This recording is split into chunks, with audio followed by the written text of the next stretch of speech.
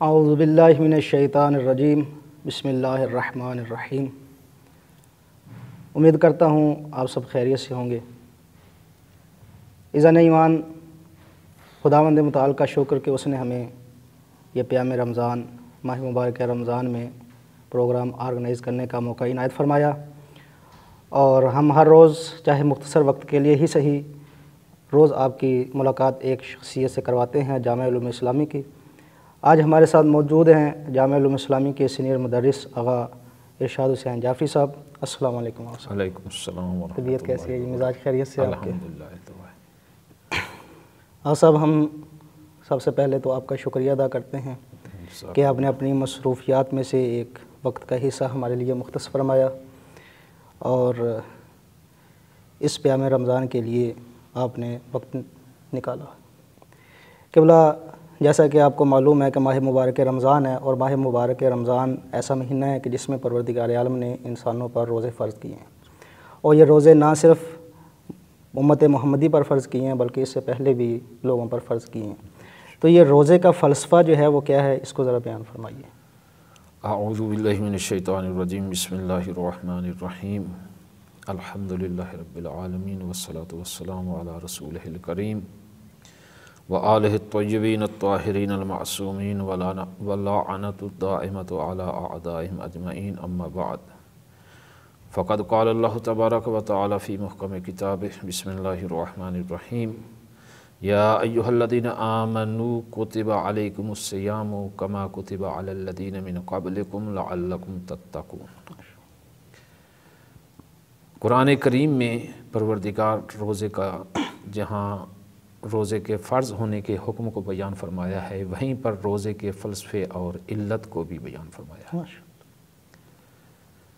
یا ایھا الذین آمنوا کتب علیکم الصیام، اے ایمان والو، تم پر روزوں کو فرض کیا گیا، تم پر روزوں کو لکھ دیا گیا، کما کتب علی الذین من قبلکم، جیسا کہ تم سے پہلے والی امتوں اور لوگوں پر روزے فرض کیے گئے۔ اور روزوں کو فرض کرنے کا مقصد کیا ہے؟ لعلکم تتقون، تاکہ تم متقی بن جاؤ، اہل تقوی میں تمہارا شمار ہو اور متقی بن جاؤ۔ تو قرآن کریم نے جو فلسفہ بیان کیا ہے روزوں کو واجب کرنے کا، روزے فرض کرنے کا، روزے رکھنے کا، وہ ہے تقوی اور متقی ہونا۔ میں نے پچھلے پروگرام میں بھی عرض کیا تھا کہ آیت مجیدہ جو ہے اس میں ایک تو مومنین کے لیے اور جن پر روزے فرض کیے گئے ہیں ان کے لیے ایک حوصلہ بھی دیا جا رہا ہے کہ گھبرانے کی کوئی بات نہیں ہے، پریشانی کی کوئی بات نہیں ہے، روزے صرف آپ پر واجب نہیں کیے جا رہے بلکہ آپ سے پہلی امتوں پر بھی روزے واجب رہے ہیں، لعلکم تتقون، تاکہ تم متقی بن جاؤ۔ تو اس میں ایک بات تو یہ ہے کہ روزہ انسانی فطرت کے تقاضوں کے مطابق ہے۔ یہی وجہ ہے کہ روزے صرف امت محمدی پر واجب نہیں ہے بلکہ ہر امت پر واجب رہے ہیں، کیونکہ روزے فطری تقاضوں کے مطابق ہیں، اور جو احکام فطری تقاضوں کے مطابق ہوں وہ تبدیل اور چینج نہیں ہوتے، وإلا شرعیتیں تبدیل اور چینج ہوتی رہتی ہیں وقت کے تقاضوں کے مطابق، لیکن جو احکام فطری تقاضوں کے مطابق ہوں وہ چینج نہیں ہوتے۔ اسی وجہ سے روزے کو پہلی امتوں پر بھی فرض کیا گیا اور اس امت پر بھی فرض رکھا گیا، کیونکہ یہ فطری تقاضوں کے مطابق ہے۔ اور فلسفہ روزہ تقوی الہی ہے، اللہ کا تقوی اختیار کرنا، لعلکم تتقون۔ گویا کہ پروردگار کی طرف سے روزہ ایسی ویکسینیشن ہے کہ جو انسان کو متقی بنا دیتی ہے۔ ماشاءاللہ ماشاءاللہ، تقوی سے انسان متقی بن جاتا متقی بن جاتا۔ اور یہ تقوی وہ منزل ہے، متقی بن جانا وہ منزل ہے کہ آپ کو پورے قرآن کریم میں آپ دیکھ لیں، پورے قرآن کریم میں آپ کو متقین کے لیے کوئی حکم صادر ہوتا نظر نہیں آئے گا۔ اہل ایمان کے لیے، ایمان والوں کے لیے پروردگار نے احکام صادر فرمائے، لیکن متقین کے لیے احکام بیان نہیں ہوئے، احکام صادر نہیں فرمائے، بلکہ متقین کے اوصاف اور ان کے فضائل و کمالات کو ذکر کیا گیا۔ مثلاً ایمان والوں کے لیے کہا گیا یا ایھا الذین آمنوا اقیموا الصلاۃ وآتوا الزکاۃ، حکم بیان ہوا کہ نماز قائم کرو، زکوٰۃ ادا کرو۔ یا ایھا کتب علیکم الصیام، اے ایمان والو تم پر روزے فرض کیے گئے، ایمان والوں کے لیے احکام بیان جی ہوئے۔ جی بالکل، یا ایھا آمنوا، اے ایمان والو ایمان لے آؤ، ایمان لے آؤ۔ اہل ایمان کے لیے اور ایمان والوں کے لیے احکام بیان ہوئے ہیں۔ کہیں پر آپ کو متقین کے لیے احکام نظر نہیں آئیں گے کہ ان کے لیے قرآن نے احکام بیان کیے، ماشاء اللہ، بلکہ ان کے اوصاف کو ذکر کیا، ان کے فضائل و کمالات بیان کیے۔ مثلا قرآن کے بعد لا ریب فیہ ھدی للمتقین الذین، کہ یہ قرآن جو ہے متقین کے لیے ہدایت ہے۔ ھدی للمتقین الذین آ گیا، اوصاف بیان کے، وہ متقی کون ہیں؟ الذین یؤمنون بالآخرۃ، کہ جو آخرت پر ایمان رکھتے ہیں، یؤمنون بالغیب ویقیمون الصلاۃ ومما رزقناہم ینفقون، کہ جو غیب پر ایمان رکھتے ہیں اور اللہ نے جو انہیں رزق عطا فرمایا ہے اس میں سے راہ خدا میں خرچ کرتے ہیں، انفاق کرتے ہیں۔ یہ متقین کی صفات بیان متقین کی صفات بیان کہ یہ لوگ ہیں کہ جو متقی ہیں۔ اور کہیں پر فرمایا ان اللہ مع المتقین، بے شک اللہ متقین کے ساتھ ہے۔ کہیں فرمایا انما یتقبل اللہ من المتقین، کے اعمال اللہ تعالیٰ متقین کے قبول فرماتا ہے۔ یعنی متقین کے اوصاف بیان ہوئے ہیں، فضائل و کمالات بیان ہوئے ہیں، متقین کے لیے احکام بیان نہیں ہوئے۔ ان الجنت ازلفت للمتقین، جنت متقین کے قریب کر دی گئی۔ یہاں پر دیکھیں قرآن نے کیسی اصطلاح اور الفاظ استعمال کیے گئے ہیں۔ جنت کو متقین کے قریب کر دیا گیا، یعنی متقین جو ہیں وہ جنت کی طرف چل کے نہیں جائیں گے، بلکہ گویا کہ جنت چل کے متقین کے پاس آئے گی۔ یعنی متقین جنت کی اتنی مشتاق نہیں ہے جتنی جنت متقین کی مشتاق ہے۔ ماشاءاللہ، تو متقین کے اوصاف بیان ہوئے۔ تقویٰ ایسی منزل ہے، متقی کے یہ فضائل و کمالات ہیں کہ قرآن میں بھی اس کے اوصاف اور کمالات بیان ہوئے، ان کے لیے احکام صادر اور بیان نہیں۔ تو پہلا فلسفہ جو قرآن نے بیان کیا روزے کا وہ ہے تقویٰ، لعلکم تتقون، تاکہ تم متقی ہو جائے۔ یعنی اگر قرآن نے جگہ جگہ جا بجا یہ فرمایا ہے کہ تقویٰ الہی اختیار کرو، تو یہ بھی بتایا کہ تقویٰ الہی کیسے اختیار کیا جا سکتا ہے، اس کا راستہ کیا ہے؟ اس کا راستہ، اس کا ایک راستہ اور ایک طریقہ جو ہے وہ روزہ ہے۔ ماشاءاللہ۔ اور پھر تقویٰ، عام طور پر تقوی کو کوئی بہت ہی مشکل کام سمجھا جاتا ہے۔ جی، تقویٰ کو ٹھیک ہے درجات ہیں، تقوی کی جیسے ایمان کے درجات ہیں اسی طرح تقوی کی بھی درجات ہیں، لیکن تقویٰ کی تعریف اور ڈیفینیشن یہ ہے کہ آپ سے کوئی گناہ نہ ہو۔ جس سے کوئی گناہ نہیں ہوتا، جو کوئی گناہ نہیں کرتا، وہ متقی ہے۔ متقی آسان ترین تعریف جو ہے تقوی کی یہ ہے کہ گناہ سے بچنا، گناہ نہ کرنا، یہ تقویٰ ہے۔ واجبات کو انجام دینا، محرمات کو ترک کرنا، یہی تقویٰ ہے۔ مطلب یہ کوئی ایسا کام نہیں ہے کہ جو بندہ کہے کہ یار میں تقوی کے منزل پر کیسے فائز ہو سکتا ہوں۔ تقویٰ تو بہت کوئی بلند منزل ہے، جیسے آپ نے بتایا کہ درجات ہیں، تو درجات میں سب سے پہلے یہی آتا ہے کہ محرمات سے اجتناب کرے اور واجبات کو انجام دے۔ اگر ہر ایک انسان واجبات کو انجام دیتا ہے، محرمات سے اجتناب کرتا ہے، وہ متقی کہلائے گا۔ ماشاءاللہ۔ اور روزے کا دوسرا جو فلسفہ بیان ہوا ہے روایات میں، دوسرا فلسفہ روایات میں یہ بیان ہوا ہے، امام جعفر صادق علیہ السلام سے روایت منقول ہے، آپ نے فرمایا اما العلۃ فی الصیام لیستوی بہ الغنی والفقیر، کہ روزوں کو واجب کرنے کی علت، سبب اور وجہ یہ ہے تاکہ روزے کے ذریعے مالدار، غنی اور فقیر یہ برابر ہو جائیں۔ لیستوی بالفقیر والغنی، فقیر اور غنی دونوں کے درمیان برابری قائم کی جا سکے۔ وذالک لأن، اور اس کی وجہ یہ ہے وذالک لأن الغنی لم یکن لیجد مس الجوع فیرحم الفقیر، اس کی وجہ یہ ہے، علت یہ ہے کہ مالدار اور غنی شخص کے لیے کوئی مانع، کوئی رکاوٹ نہیں ہے کہ وہ بھوک کا احساس کرے، اور جب اسے بھوک کا احساس نہیں ہوگا تو اسے بھوکے اور فقیر پر رحم نہیں آئے گا، اس کے دل میں بھوکے اور پیاسے کے لیے رحم اور شفقت پیدا نہیں ہوگی۔ فیرحم الفقیر، تاکہ وہ فقیر پر رحم کرے۔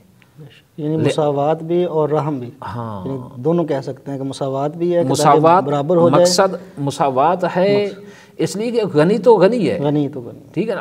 آگے پھر لأن الغنی کلما اراد شیئا فقدر علیہ، کیونکہ غنی جب بھی کوئی چیز چاہتا ہے وہ اس پر قادر ہے، اس کو حاصل کرنے پر اس کو حاصل کر سکتا ہے، جی، وہ اس کو حاصل کر سکتا ہے۔ اور اللہ تعالیٰ نے روزوں کے اس لیے واجب قرار دیا، فَأَرَادَ اللَّهُ عَزَّ وَجَلَّ أَن يَسْتَوِيَ بِهِ بَيْنَ خَلْقِهِ، اللہ تعالیٰ نے روزے کو واجب کیا اس لیے تاکہ وہ اپنی مخلوقات کے درمیان مساوات اور برابری قائم کر دے، فقیر اور غنی برابر ہو جائیں۔ تو روزہ وہ ہے کہ جس سے فقیر اور غنی ایک ہی منزل پر آپ کو نظر آتے ہیں، ماشاءاللہ، ایک ہی مقام پر کھڑے نظر آئیں گے۔ اس لیے پروردگار نے فَأَرَادَ اللَّهُ عَزَّ وَجَلَّ أَن يَسْتَوِيَ بِهِ بَيْنَ خَلْقِهِ، اپنی مخلوقات کے درمیان مساوات اور برابری قائم کرے، وَلِيُذِيقَ الْغَنِيَّ مَسَّ الْجُوعِ وَالْعَلَمِ، اور اس لیے روزے کو واجب قرار دیا تاکہ غنی اور مالدار شخص کو بھوک کا احساس اور بھوک کا درد جو ہے وہ چکھائے۔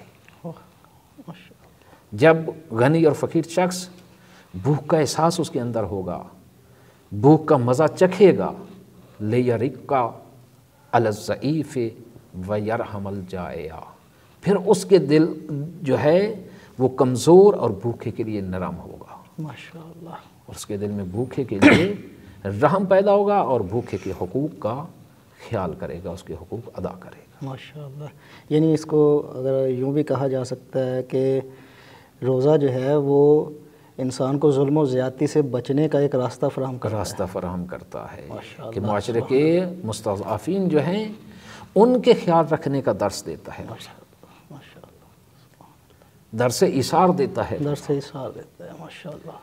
اور ایک فلسفہ یہ بھی بیان ہوا روایات میں، امام رضا علیہ السلام سے روایت منقول ہے کہ انما امروا بالصوم لکے، کہ روزے کا حکم دیا گیا، روزے کو واجب قرار دیا گیا، لکے یعرفوا علم الجوع والعطش، تاکہ بھوک اور پیاس کا درد جو ہے اس کو لوگ پہچانیں، اس کی معرفت ان کو ہو، اس کی پہچان ہو، فَيَسْتَدِلُّوا عَلَى فَقْرِ الْآخِرَةِ، اور پھر اس دنیاوی بھوک اور پیاس کے احساس کے ذریعے وہ آخرت کے فقر، آخرت کی بھوک اور پیاس کو یاد کریں اور اس کو محسوس کر سکیں، اس پر استدلال کر سکیں۔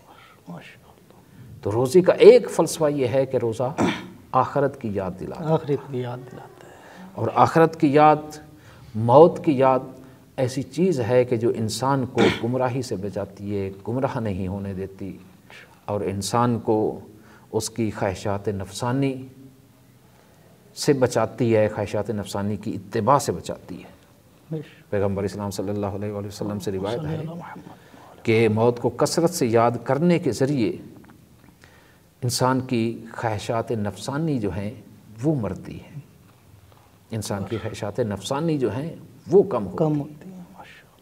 ذکر آخرت اور موت کو یاد کرنا، اس کا ایک فلسفہ اور فائدہ یہ بھی ہے کہ اس سے دلوں کو جلا ملتی ہے۔ پیغمبر اسلام صلی اللہ علیہ وسلم نے فرمایا کہ جیسے لوہوں کو زنگ لگ جاتا ہے نا، اسی طرح دلوں کو بھی زنگ لگ جاتا ہے۔ یصدع القلوب کما یصدع الحدید، دلوں کو بھی زنگ لگ جاتا ہے، جیسے زنگ آلود ہو جاتے ہیں، جیسے لوہا زنگ آلود ہو جاتا ہے۔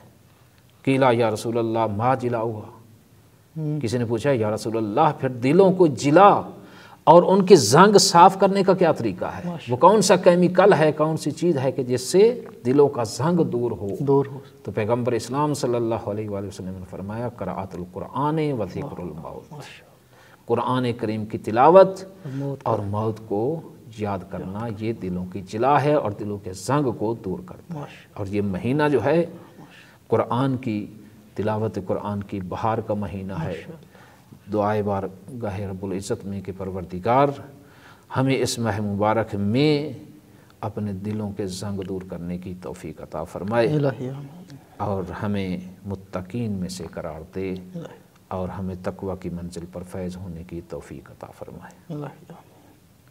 بہت شکریہ سب، آپ نے بہت آسان انداز میں فلسفہ روزہ جو ہے اس کو بیان فرمایا، اور کہ روزے کا فلسفہ ایک تو یہ ہے کہ تقوی الہی اختیار کیا جائے تاکہ انسان متقی بن جائے، اور دوسرا یہ ہے کہ لوگوں کے درمیان مساوات جو ہے وہ قائم ہو جائے، تاکہ کوئی معاشرے کے امیر و غریب کا جو فرق ہے وہ ختم ہو جائے، اور امیر جو ہے وہ غریب کا احساس کرے، اس پر رحم کرے، اس کے ساتھ ظلم و زیادتی نہ کرے، بلکہ اپنے زندگی کے ہر پہلو میں اس کا خیال رکھنے کی کوشش کرے، اور اس سے بڑھ کر یہ کہ روزہ جو ہے ہمیں آخرت کی یاد دلاتا ہے، آخرت کی یاد دلاتا ہے۔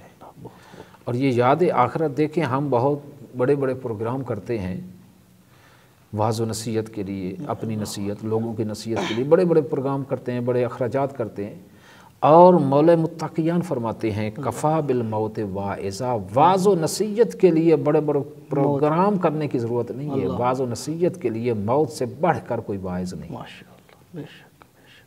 اور یہ روزہ ہمیں آخرت اور موت کی یاد دلاتا ہے۔ بہت شکریہ قبلہ، جزاکم اللہ، خداوند متعال آپ کی توفیقات خیر میں اضافہ فرمائے۔ آمین۔ پروردگار اس آپ کے کاوش کو بھی اپنی بارگاہ میں قبول فرمائے۔ الہی آمین۔ بہت شکریہ قبلہ، جیسا کہ آپ کو معلوم ہے کہ یہ بھی پروردگار عالم نے ہمیں توفیق عنایت فرمائی ہے کہ ہم اپنے ایک فقہی مسئلہ جو ہے اپنے پروگرام کے آخر میں وہ اس کو رکھتے ہیں۔ وہ یہ کہ ایک مسئلہ جو ہے وہ عام طور پر پیش آتا ہے اور مبتلا بے ہے کہ اگر کوئی شخص مجرم ہو جائے، یعنی جرم کی حالت میں آ جائے، اس پر غسل جو ہے وہ واجب ہو گیا، یعنی غسل جنابت، تو آیا اس کے روزے کا کیا حکم ہے اور کیا اس کا وہ بیان فرمائیے۔ غسل جنابت دیکھیں، اگر کوئی بندہ رات کو مجرم ہو جاتا ہے، اس پر غسل جنابت واجب ہو جاتا ہے، تو اس کی ایک صورت تو یہ ہے کہ مجرم ہوا ہے، جی، اس کو پتہ چل گیا، بعض اوقات نیند کی حالت میں وہ مجرم ہو جاتا ہے۔ جی، اگر کوئی شخص مجرم ہو گیا نیند کی حالت میں اور متوجہ ہو گیا، اس کو پتہ چل گیا ہے، اس کے بعد وہ اٹھ کر غسل نہیں کرتا، سو جاتا ہے، اس کے بعد اس کی آنکھ کھلتی ہے اور پھر غسل نہیں کرتا، لیکن اس کو یہ اپنے اوپر اعتماد بھروسہ ہے کہ میں صبح سحری سے پہلے اٹھ کر غسل کر لوں گا اور پھر روزہ رکھ لوں گا، میری آنکھ کھل جائے گی، یہ اعتماد اسے ہے، پھر سو جاتا ہے، پھر اگر اٹھ جاتا ہے آنکھ کھل جاتی ہے تو غسل جنابت کرنا واجب ہے، غسل جنابت کرے اور روزہ رکھے۔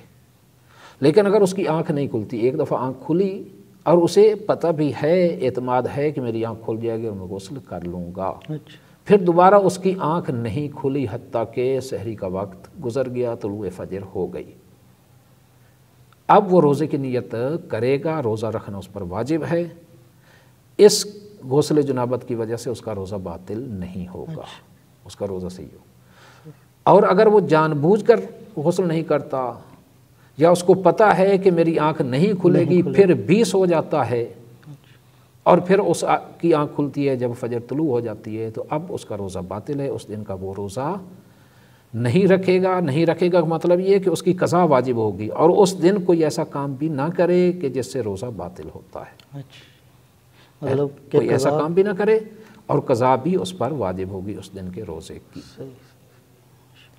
اب ایک جزوی یہاں ایک چھوٹا سا مسئلہ ہے کہ ایک بندہ رات کو مجرم ہوا ہے، صبح اس کی آنکھ، اسے یہ پتہ نہیں تھا کہ رات کو آنکھ کھلے تو پھر دوبارہ سونا ہے نہیں سونا، مسئلے کا نہیں پتہ، مجرم ہوا ہے، صبح سحری کے ٹائم اس کی آنکھ کھلی ہے، اب وقت تھوڑا ہے، وقت اتنا ہے اگر غسل کرتا ہے تو سحری نہیں کر سکتا، سحری کرتا ہے تو غسل نہیں کر سکتا، اس کے لیے کیا حکم ہے؟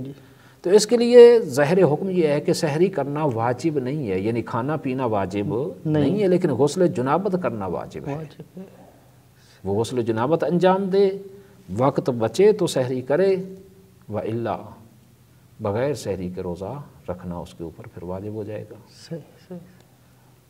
ٹھیک ہے، اگر قابل برداشت نہیں ہوگا تو پھر یہ الگ صورت ہے، اس کے لیے الگ حکم ہے، اس کے لیے استثنائی صورت، ہاں اس کے لیے پھر استثنائی صورت بنے۔ شکریہ، سے مہربانی، جزاکم اللہ۔ جی ناظرین، یہ تھے قبلہ مولانا ارشاد حسین جعفری صاحب۔ ہم اسی کے ساتھ جو ہے وہ پروگرام کا اختتام کرتے ہیں، دعا کرتے ہیں کہ پروردگار ہمیں ماہ مبارک رمضان کی برکات سے مستفید ہونے کی توفیق عطا فرمائے۔ تو آپ سے اجازت چاہتے ہیں، والسلام علیکم ورحمۃ اللہ وبرکاتہ۔